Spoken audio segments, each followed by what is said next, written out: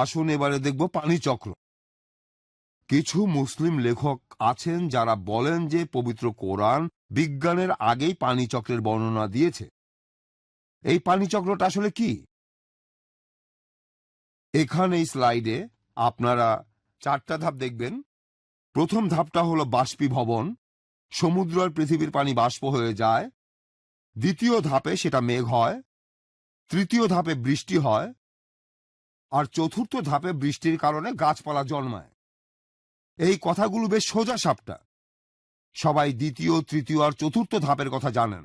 যদি শহরে থাকেন তারপরও আপনারা বৃষ্টি পড়তে, মেঘ আসতে, ফুল ফুটতে দেখেছেন। তবে পানিচক্রের প্রথম ধাপ অর্থাৎ বাষ্পীভবন, এটা আমরা দেখতে পাই না। এটা বেশ কঠিন, আর কোরআনেও প্রথম ধাপটার কথা বলা নেই।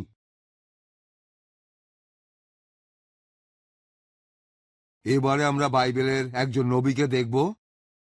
এই নবী ছিলেন খ্রিস্টপূর্ব 700 সালে, নবী আমোস। আর তিনি লিখেছেন,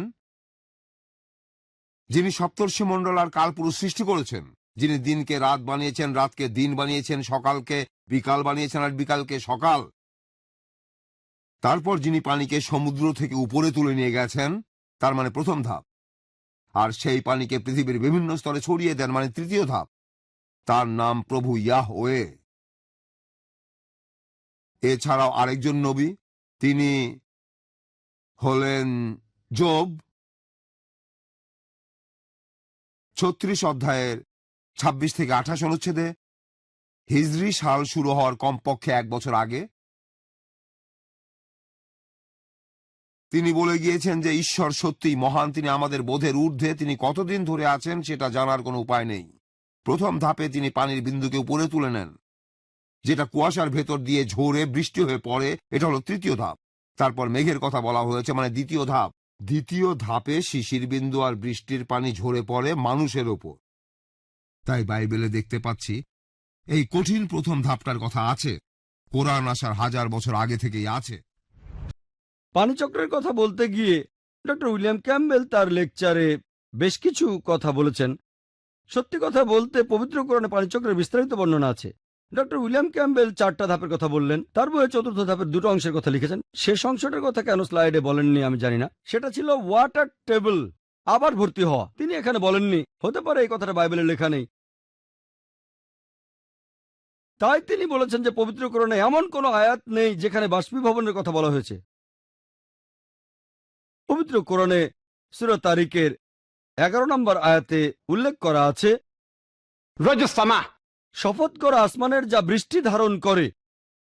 আর যারা কোরআনের ব্যাখ্যা দিয়েছেন তাদের প্রায় সবাই বলেছেন যে পবিত্র কোরআনে সূরা তারিকের এই 11 নম্বর আয়াতটাতে বলা হয়েছে যে বৃষ্টির পানি আবার চলে যায়, তার মানে বাষ্পীভবন। ডক্টর উইলিয়াম ক্যাম্বেলের মতো যারা আরবি জানেন তারা বলতে পারেন, কেন আল্লাহ তাআলা একথা বলেননি যে অর্থাৎ আসমান থেকে এই বৃষ্টিকে ফিরিয়ে দেওয়া হয়? আল্লাহ নির্দিষ্ট করে এই কথাটা বলেননি কেন? এখন আমরা জানি কেন আল্লাহ এই কথাটা কোরআনে উল্লেখ করেননি। কারণ এখন আমরা জানতে পেরেছি যে আয়নোস্ফিয়ার হলো পৃথিবীর বায়ুমণ্ডলের একটা স্তর। এই আয়নোস্ফিয়ার থেকে বৃষ্টির পাশাপাশি আরো অনেক বস্তু আর শক্তি পৃথিবীতে প্রবেশ করে। তার মধ্যে মানুষের জন্য উপকারী অনেক কিছু আছে।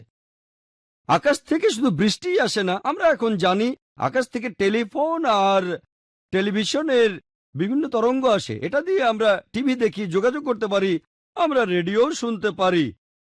এছাড়াও মহাবিশ্ব থেকে বিভিন্ন রকম ক্ষতিকর রশ্মি আসে, এগুলোকে আয়নোস্ফিয়ার শুষে নেয়। যেমন ধরেন সূর্যের আলোর অতিবেগুনি রশ্মিকে আয়নোস্ফিয়ার শুষে নেয়। এইরকম না হলে পৃথিবীর বুকে মানুষ জাতি বেঁচে থাকতে পারত না।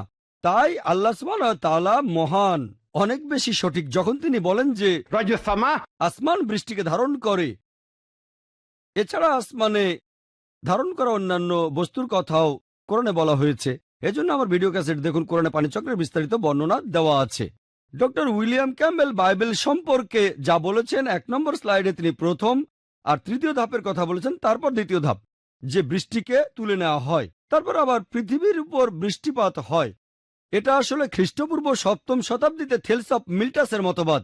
তিনি ভেবেছিলেন সমুদ্রের পানিকে বাতাস তুলে নেয়, তারপর পৃথিবীতে বৃষ্টিপাত হয়। এখানে মেঘের কোনো উল্লেখ নেই।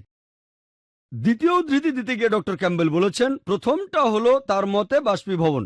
আমিও সেটা মানলাম, বাইবেলের সাথে একমত হয়ে আলোচনা করতে আমার কোনো আপত্তি নেই। তারপর বৃষ্টিপাত হয়, তারপর মেঘ তৈরি হয়। এটা কিন্তু সম্পূর্ণ পানিচক্র নয়। আলহামদুলিল্লাহ, পবিত্র কোরআনে পানিচক্রের কথা একেবারে বিস্তারিতভাবে বলা হয়েছে, অনেক আয়াতে আছে। কিভাবে পানি উপরে উঠে বাষ্প হয়, তারপর মেঘ তৈরি হয়, মেঘগুলো একসাথে জড়ো হয়ে একে অন্যের সাথে ধাক্কা খায়, বিদ্যুৎ চমকায়, বজ্রপাত হয়, তারপর বৃষ্টিপাত হয়, বাষ্প থেকে মেঘ, মেঘ থেকে বৃষ্টি, আবার বাষ্পীভূত। আলহামদুলিল্লাহ, একেবারে বিস্তারিত। পবিত্র কোরআনের অনেকগুলো আয়াতে পানিচক্রের কথা বিস্তারিত বর্ণনা দেওয়া হয়েছে। সূরা নূরের 43 নম্বর আয়াতে বলা হয়েছে, সূরা রুমের 48 নম্বর আয়াতে বলা হয়েছে, সূরা আল জুমারের 21 নম্বর আয়াতে বলা হয়েছে, সূরা আল মুমিনুনের 18 নম্বর আয়াতে বলা হয়েছে, সূরা রুমের 24 নম্বর আয়াতে বলা হয়েছে, সূরা আল হিজরের 22 নম্বর আয়াতে বলা হয়েছে, সূরা আরাফের 57 নম্বর আয়াতে বলা হয়েছে, সূরা রাদের 17 নম্বর আয়াতে বলা হয়েছে, সূরা ফুরকানের 48 ও 49 নম্বর আয়াতে বলা হয়েছে।